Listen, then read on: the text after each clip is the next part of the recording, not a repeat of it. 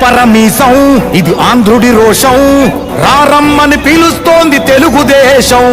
నీలాకాశం నీకది శేషం, నిప్పులపై నడిపించర నీ ఆవేశం.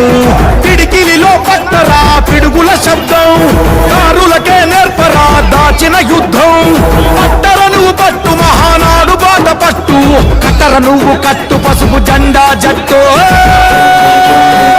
మహానాడు మహానాడు గర్జించను చూడర ప్రతి తెలుగోడు.